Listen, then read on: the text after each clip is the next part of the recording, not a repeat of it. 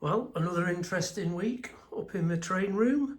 A bit of success and a bit of a setback, really. So, success-wise, I've made some great progress with the Helix, which I'll share with you. But then a setback is relating to the turntable. I cannot get this error message to clear. So let's have a look what I've been up to this week.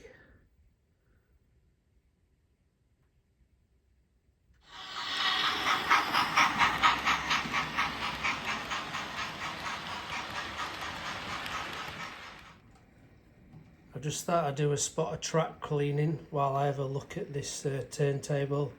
I maybe should invest in a proper track cleaner at some point, but this seems to take quite a bit of grime off. Now back to the controller. When you get this error message, it says that there's a connection problem between the bridge on the turntable and the turntable itself. And to check, the first thing to check the power. So this is powered straight from the bus wires, and obviously the power's coming to them because that's flashing. And when I look at the turntable itself and try and send a loco that way,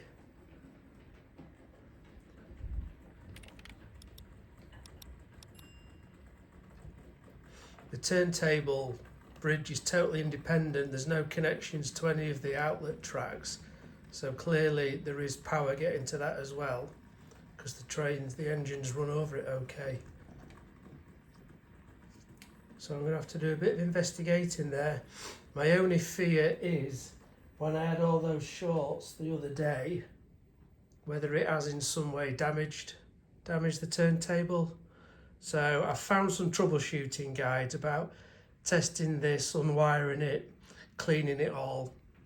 So I'll have a look at that, and if there's no joy, I'll try and contact Helix, although all the forums say they're not particularly helpful.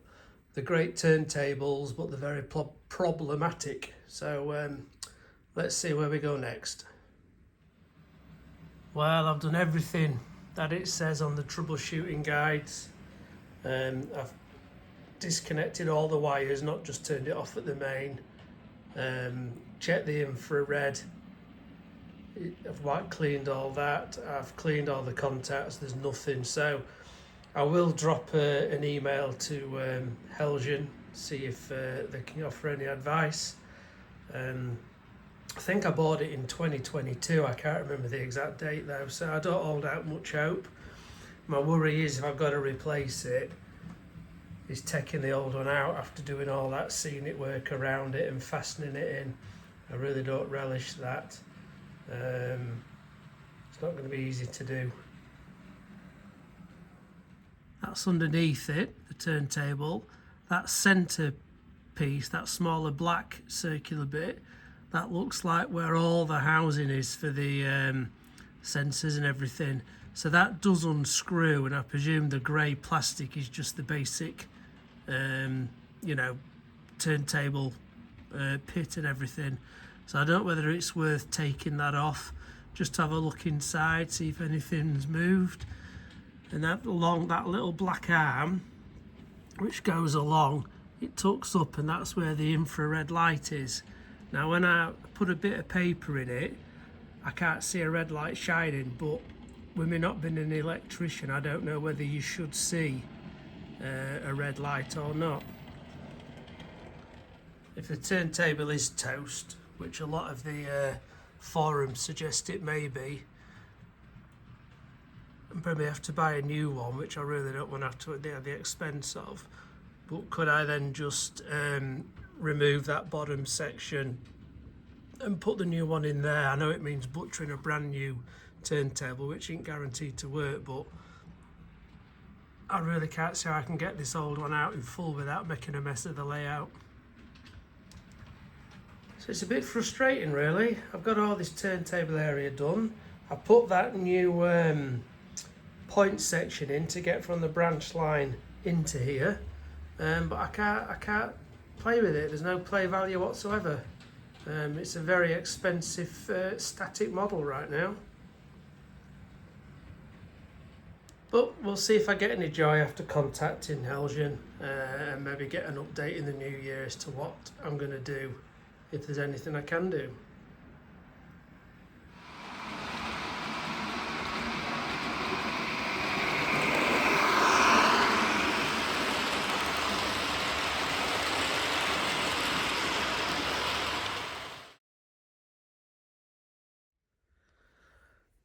Well, I know I'm nowhere near this stage yet. I'm just having a quick look to see what I've got and what I might need to make sure I've got the fiddle yard underneath. So I'm going to utilise this, as you know, I think I've mentioned before.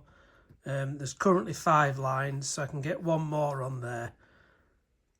I've worked out when it goes underneath, I'm going to, as it comes down towards that corner, I'm going to use a fourth radius curve to bring it in line with the fiddle yard, and then use some points, obviously, to bring out the different lines. So I've just been looking through my box of goodies, and I've got loads of Hornby. They're all set track points. They're all unused, brand new. Some aren't boxed because they came out of sets, but I've never used them. And there was enough to cover all, to do enough for this. And I thought I might get away with using them, even though set track's not desirable. But I did see, I think it was Everard Junction, his fiddle yard, he did actually use some set track points. So I thought about using those. But when I come to these actual lines themselves, they're all spaced streamline, so the points won't work because they're too narrow, these. And it's probably not a good idea. So I don't know whether I can maybe flog them, see if anybody out there, you know, still uses Hornby track. So I've gone back to my other box with my Pico bits, and I'm nearly there actually. I've got right hand, I've still got 1, 2, 3, 4, 7, and left hand I've got 3, and I've worked out I'm going to need 5 of each.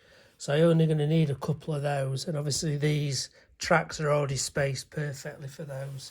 So I don't think I need too much more, just probably a few more lengths of flexi track to make this extra line and to get the loop completed.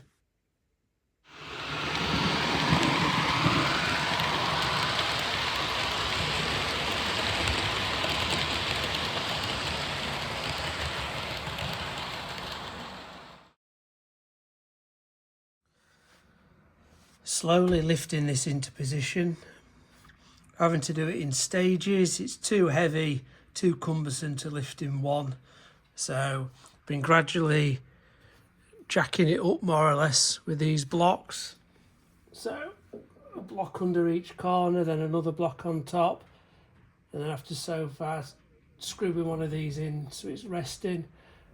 It's got to go so the bottom of this is roughly where that mark is there, and that should be pretty much it. So that's looking like roughly another 2 blocks worth to get it up, and then we're there. I'd love to say I've had somebody helping me with this, but I've been doing it myself, just 1 block at a time, so it hasn't distorted it. Slow progress, but there's nobody available, to be fair.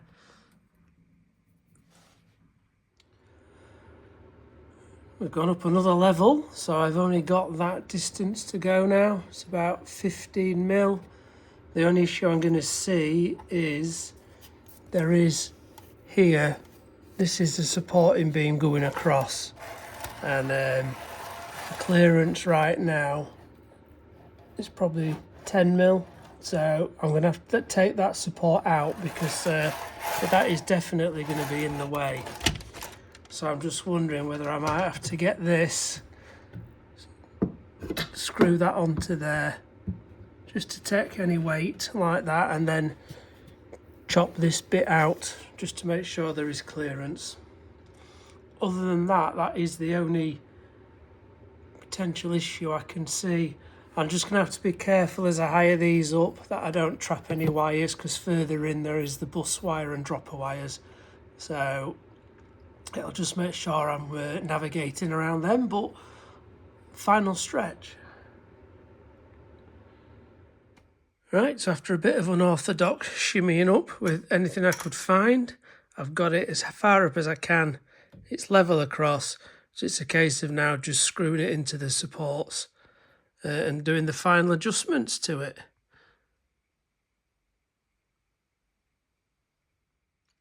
So it is in its final place now, all secured.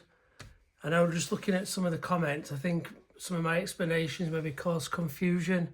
The idea of these at the top and the nut wasn't to support the whole helix. It was just to create a bit of tension at the top of the rods onto this board. That was all, just to hold them in place so we didn't start to get any slight wobble. The actual helix is fixed to all the side legs, screwed through onto all 6 legs.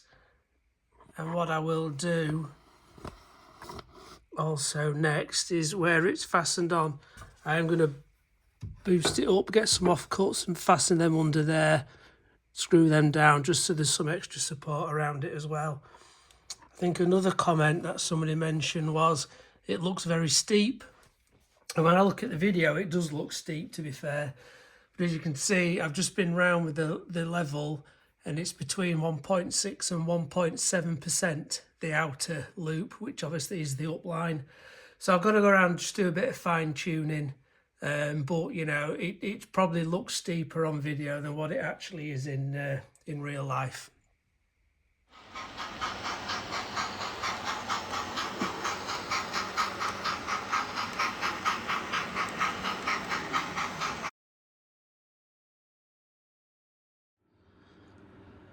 The next step now will be to just complete this final piece. I need to get a piece of ply measured to fit from there to there, get a support and make sure it sits at the right level.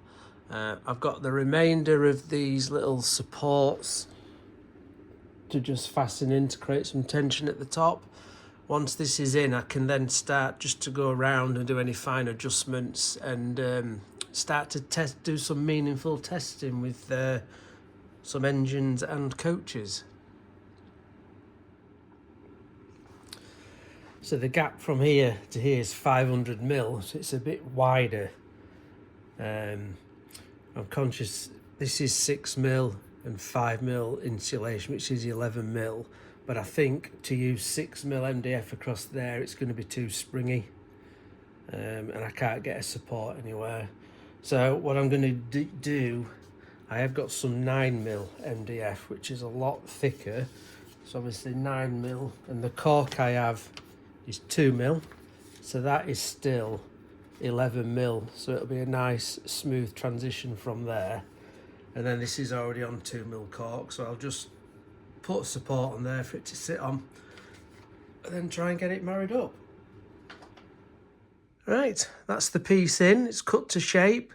Obviously it goes narrower to wider this end to accommodate the streamline to set track. Quite happy with the angle. It's near as damn it the 1.6 I've got all the way around. I've just added some supports underneath just to strengthen it a little bit, 3 of these. So once that's dried, it's time to get the cork in place and then get the track positioned. Just got a patchwork quilt of cork drying on there. Loads of little offcuts I've just patched together. It's glued with Copydex and weighted down. I bobbed out to the local model shop in Gainsborough this morning. Just got a 4 pieces of FlexiTrack for now, just keep me going. Now it's in place, and I was worried about this join on this extension. I'm going to put a full length piece now with 2x1 right across there, just to support it all, and there's still plenty of access underneath. So just got to wait for the cork glue to dry, the Copydex, and then I can get the track and the final join in place. So I've just put a little end cap on that one, because that's the only one I can't fasten to anything, because it extends out, just so I don't rip me back of my hands on the top of that raw rod. I've also been able to put this support in right along now, so that supports all this. It'll give me something to be able to fasten the back seam to when I'm ready for it. But the great news is I can build all this out now and start doing a bit more scenics to finish this hillside, because obviously it stops quite abruptly there at the minute. So it'll be nice to get back to doing a bit of scenic work. Well, I now have it joined here. Got a lot of wiring to sort out, as you can see, but I've just got, I know it's a diesel and it's just pulling 6 coaches. I can't test properly yet because I need the exit putting in so I can have a nice, you know, run up as it would be to test a few more coaches in the steamers as well. But it's running smoothly, that, and that's without all the droppers attached, so I'm quite pleased with where we are. That probably will be it now. We're so close to Christmas. I'm going to be concentrating on getting the wiring done, getting an exit road put in, so I can start doing some proper testing. But it's probably going to be into the new year. I might get a couple of days over the Christmas period, but I guess for now, probably signing off for the year. Thank you to everybody who's stuck with me and supported me and shared their ideas. You probably tell I do take a lot of ideas on board.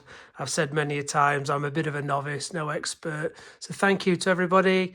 I wish you all the best, season's greetings, and we will catch up very early in the new year.